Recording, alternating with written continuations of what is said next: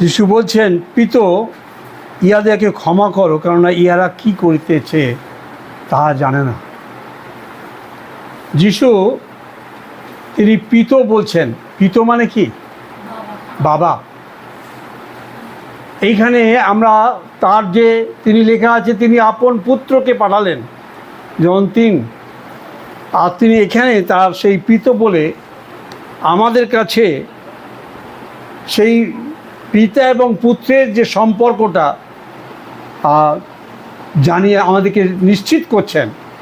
কারণ মথি তার 6 অধ্যায়ে আমরা দেখতে পাই তিনি যখন প্রার্থনা শিখাচ্ছেন, বলে তোমরা এই রূপে প্রার্থনা করো, হে আমাদের স্বর্গস্থ পিত।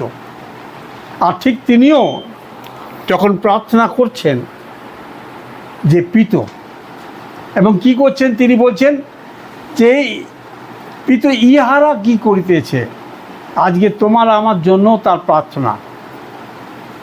এরা সত্য জেনেছে কি করছে, এরা এখনও মন্দতায় শয়তানের পিছনে যাচ্ছে। আজও তিনি চিন্তা করছেন। আমি আগেই বলছিলাম তিনি দেখে কাঁদছেন যে সত্য না জানা আলাদা, আর সত্য জেনে আমরা যখন বিপথে চলে যাই তখন আমাদের এই অবস্থা। তাই তিনি বলছেন, পিত, এরা কি করছে জানে না। এরা সত্য জেনেছে, দীর্ঘদিন অনেক দিন ধরে সত্য জেনেছে। আমরা জানি তিনি এখানে ক্ষমা চাইছেন। আর পৃথিবীতে একমাত্র যিশুকেই ঈশ্বর ক্ষমতা দিয়েছেন পাপের ক্ষমা দেওয়ার জন্য।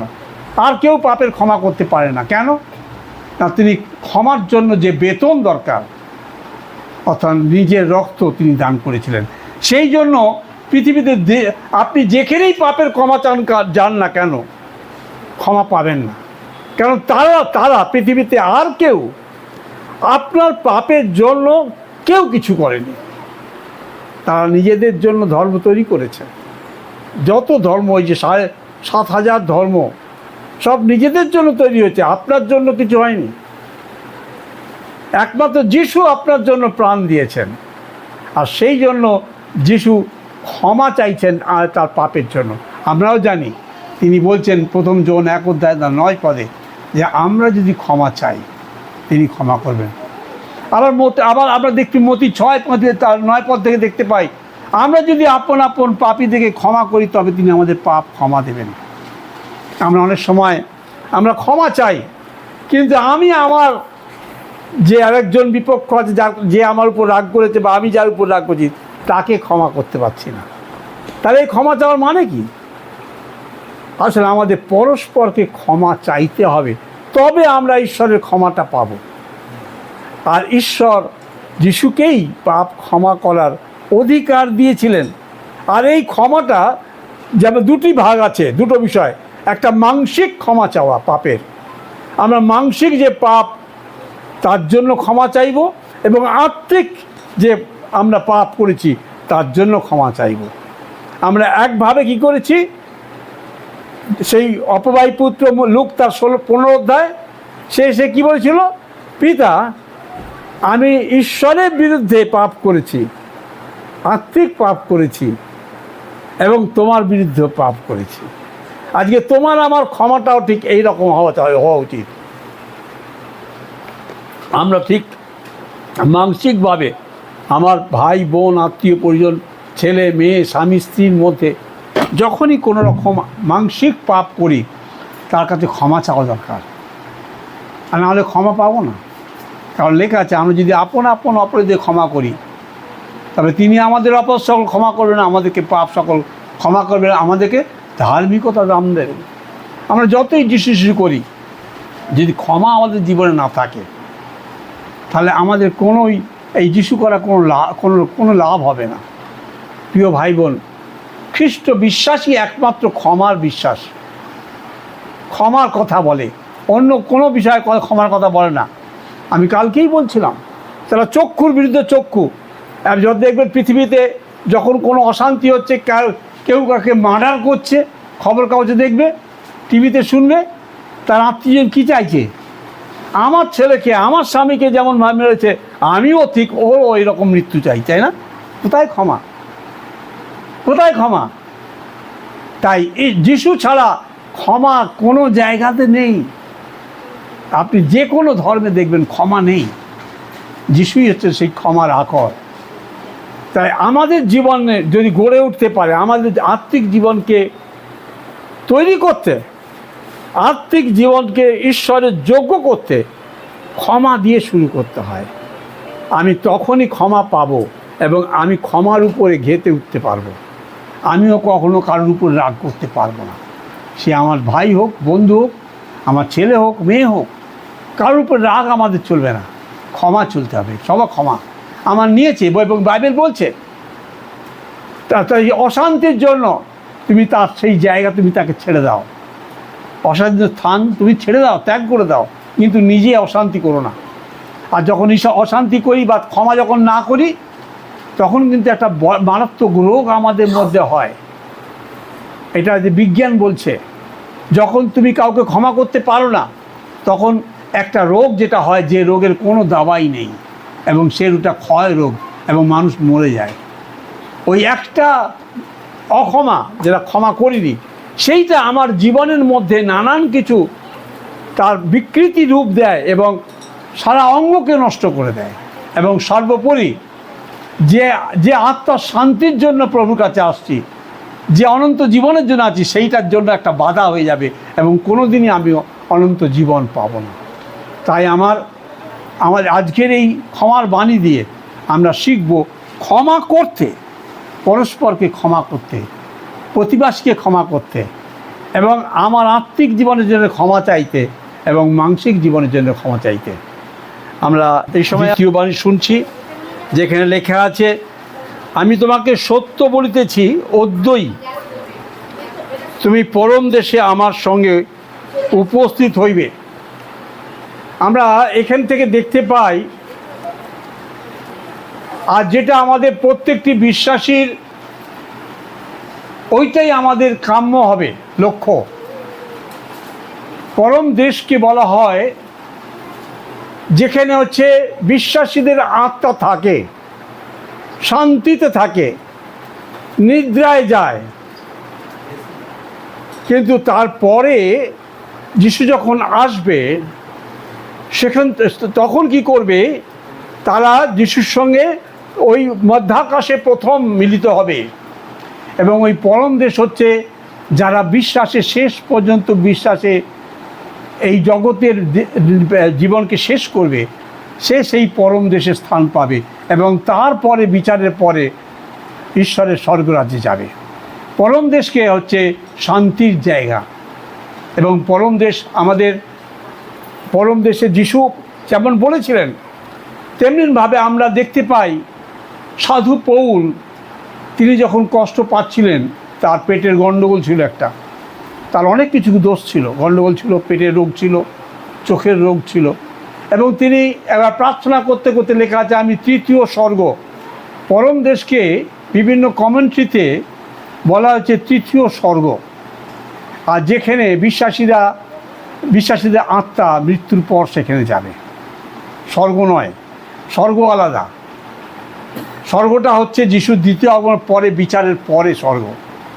তো এইখানে আমরা দেখতে পাই আর একটা বিষয়, সেটা হচ্ছে যে এই পরম দেশের সম্বন্ধে নিশ্চয়তা, অনন্ত জীবনের নিশ্চয়তা যিশু ওই একজন দস্যুর মাধ্যমে তিনি আমাদেরকে দিয়ে গেলেন, যে তোমরা নিরাশ হও না, তোমাদের বিশ্বাস নিরাশ নয়। যদি বিশ্বাসে এই মৃত্যুবরণ করো, তাহলে আমি তোমাকে পরম দেশে নিয়ে যাব। এখানে প্রশ্ন আর একটা হতে পারে লোকের কাছে, সে যিশুর ওই যে শিষ্য, ওই যে দস্যু, যে যিশুর কাছে প্রার্থনা করলো আমাকে নিয়ে যাবে, সে তো বাপ্তিস্ম নেয়নি। আমাকে অনেকে বলতে পারো যে আমাদের বাপ্তিস্ম নেওয়ার কী প্রয়োজন আছে? রোমীয় তার 10 অধ্যায় বলা আছে, মুখে স্বীকার, হৃদয়ে বিশ্বাস। আর যার জন্য আমরা বাপ্তিস্ম নেই, আমি মুখে প্রথমে স্বীকার করি যিশুকে আমার ত্রাণকর্তা বলে গ্রহণ করে, এবার যদি এবার যদি আমি প্রকাশ্যে অবগাহন নিতে নাও পারি, সুযোগ নেই, তাহলে কিন্তু স্বর্গরাজ্য আমার কাছে অধরা থাকবে না। কিন্তু যদি সুযোগ থাকে আমরা অবগাহন নিই। কারণ অবগাহন কেন নেব না, ঈশ্বরের যিশুর বাক্যের বাধ্য হওয়ার জন্য। আর যদি তুমি যিশুর বাক্যের বাধ্য না হও তার মানে তুমি বিশ্বাসী নও, এটা পরিষ্কার। যদি কেউ অবগাহন নিতে না চায় সে যিশুকে বিশ্বাস করে না, তাই নিতে চায় না। কারণ যিশুতে বিশ্বাসের কোনো রকম কি বলে কম্প্রোমাইজ, দুপথ মাঝখানে মিডিয়েটার হতে পারে না, মাধ্যম হতে পারে না, মানে মধ্যপথ হতে পারে না, যে আমি এখানেও আছি ওখানে আছি, এরম হতে পারে না। হয় তুমি প্রভুর, না হয় হ্যাঁ। আমরা এখানে দুটো বিষয়ে আরেকটা বিষয় দেখব। এই বাইবেল দুটো পথের কথা বলছে, একটা সরু পথ, একটা চওড়া পথ। সিদ্ধান্ত তোমার আমার। আমরা একটু আগে দেখেছি বাইবেল আরেকটা কি বলছে, মৃত্যু এবং জীবন, সিদ্ধান্ত তোমার। আমরা আরও দেখেছি একটি যিশু বলছেন আমি একমাত্র পথ, একটি পথ নয়, একমাত্র পথ, এবং শয়তানও তারও পথ রয়েছে। তা সুতরাং সিদ্ধান্তটা তোমার। ওই বাপ্তিস্ম নেয়নি, সে কি করে পরম দেশে গেল, এই কোশ্চেন মানেই তুমিও চাইছো না বিশ্বাস করতে। যদি বিশ্বাস করো তাহলে বাক্যের বাধ্য হবে।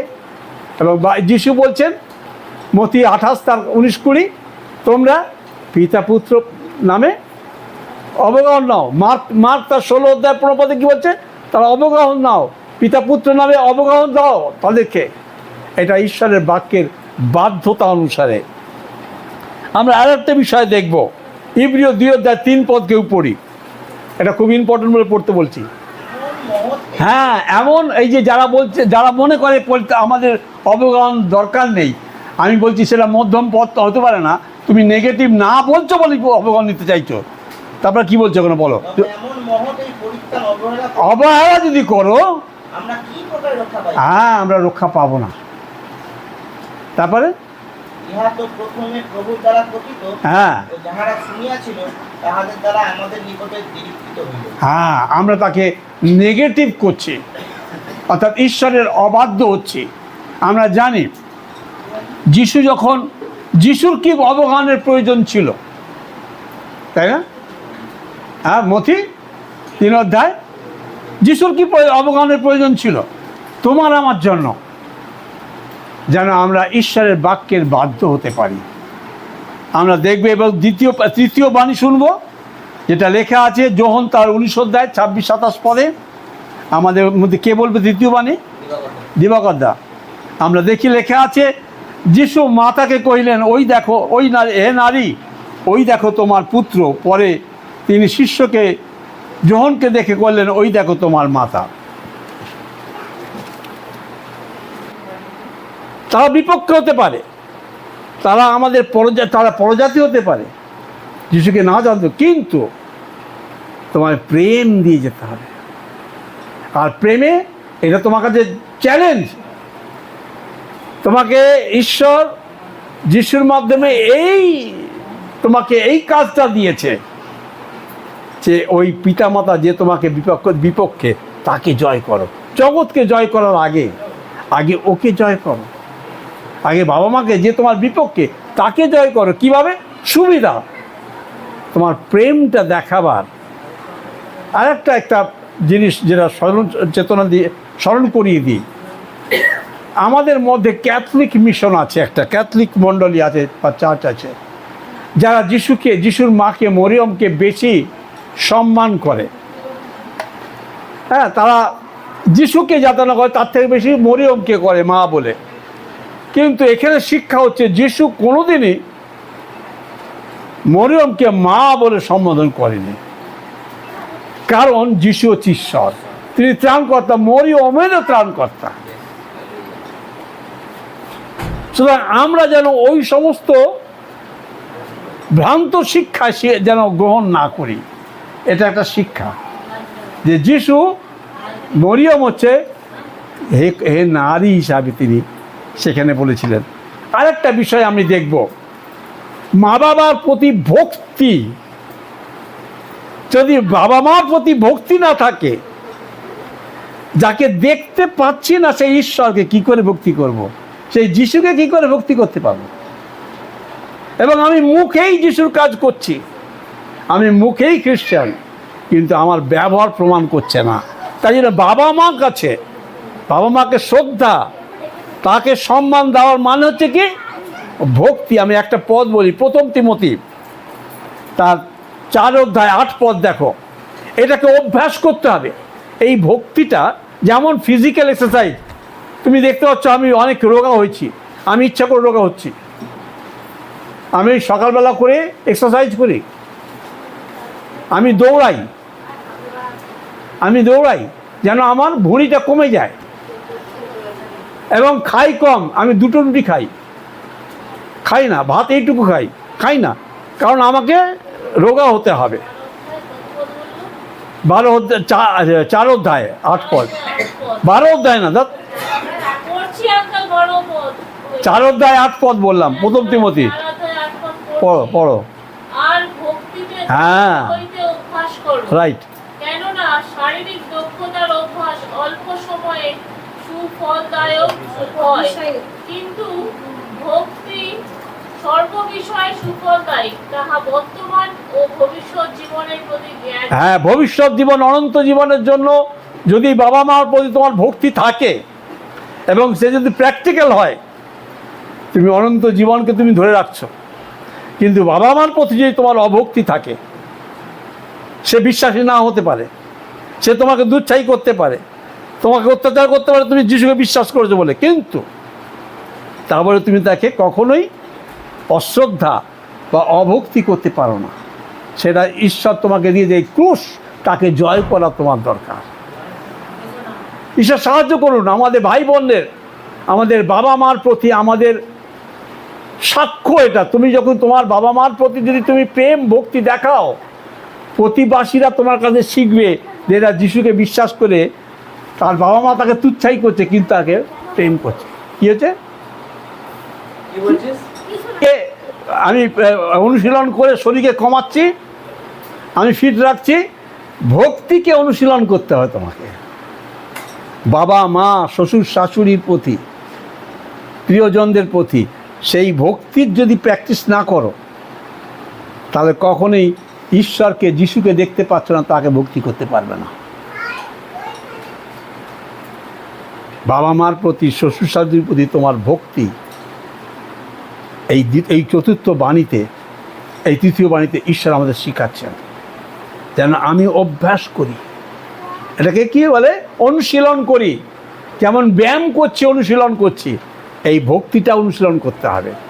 আমার শ্বশুর, আমার বাবা মা, আমার মা, শাশুড়ি যতই আমাকে এই অনিস্মিতা যতই করুক, তাকে প্রেম করে জয় করতে হবে। আমাদের শ্বশুর শাশুড়িকে প্রভুর কাছে আনার বলতে এইটা আমাদের কাছে বড় একটা অস্ত্র। তারাও প্রভুর কাছে আসবে। ঈশ্বর আমাদের প্রত্যেককে আশীর্বাদ করুন। আমরা চতুর্থ বাণী শুনব।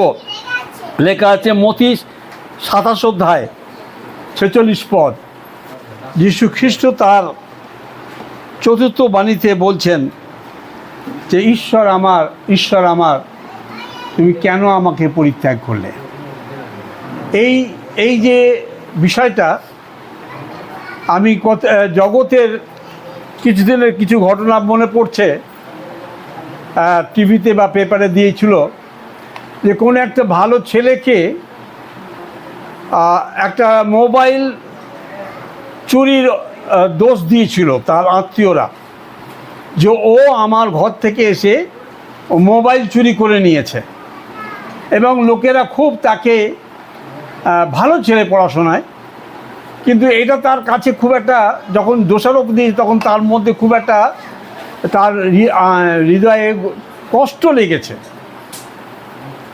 কারণ সে করতে পারে না, কিন্তু তাকে এই যে দোষারোপটা দেওয়া হচ্ছে এবং সেই কষ্টটা সহ্য করতে না পেরে সেই ছেলেটি সুসাইড করেছিল।